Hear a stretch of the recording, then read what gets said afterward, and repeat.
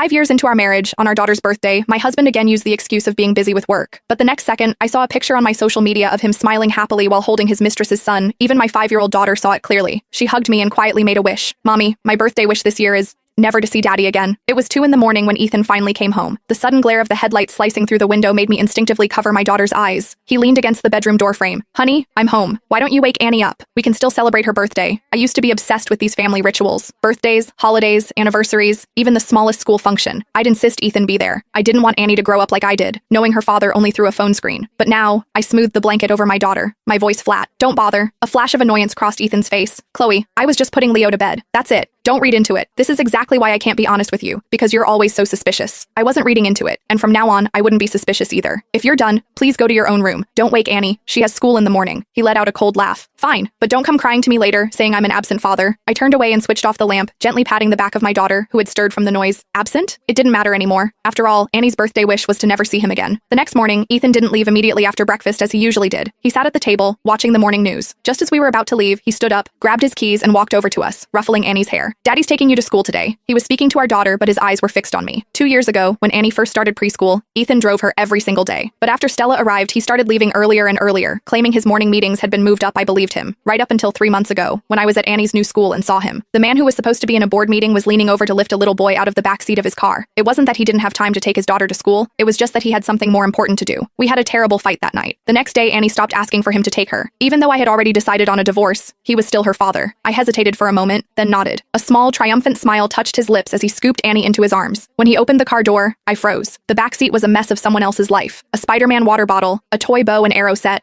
a woman's shawl tossed carelessly on the leather tucked into the seat back pocket was a framed family photo. He followed my gaze and his expression soured. Stella put that there. She said it makes Leo happy. He shot me a warning look. Don't start. It's not a big deal. The old me would have shattered the frame, would have screamed and cried and demanded to know where Annie and I stood in his heart. But the new me just nodded. It's a nice picture. He stared at me, confused. You're not angry? Angry? Maybe I should have been. But all I felt was a vast, hollow emptiness. It was almost funny. How could a man as sharp as Ethan not see through such a clumsy, transparently manipulative tactic? The answer was simple. He saw it. He just didn't care. We should go, I said. Annie's going to be late. His lips tightened, but he said nothing, just opened the driver's side door. As I was about to lift Annie into her car seat, his phone rang. The ringtone was a cheesy children's song. My dad is the best dad in the world. A little boy's frantic sobs filled the air. Daddy, Daddy, where did you go? Don't you want me and Mommy anymore? Ethan hung up and without a single glance in our direction, slid into the driver's seat. Leo's asking for me. I'll have the driver take you today. The black Maybach sped away, leaving us in a cloud of exhaust. I knelt down, worried about Annie. Daddy had an emergency, sweetheart. Next time he's free, we'll all go together, okay? Annie looked at me, her expression startlingly mature for a 5-year-old. Daddy's never free, Mommy. All his time is for Leo and his mommy. That evening, Ethan called. Chloe, I'm going to be late tonight. Leo's sick. Okay.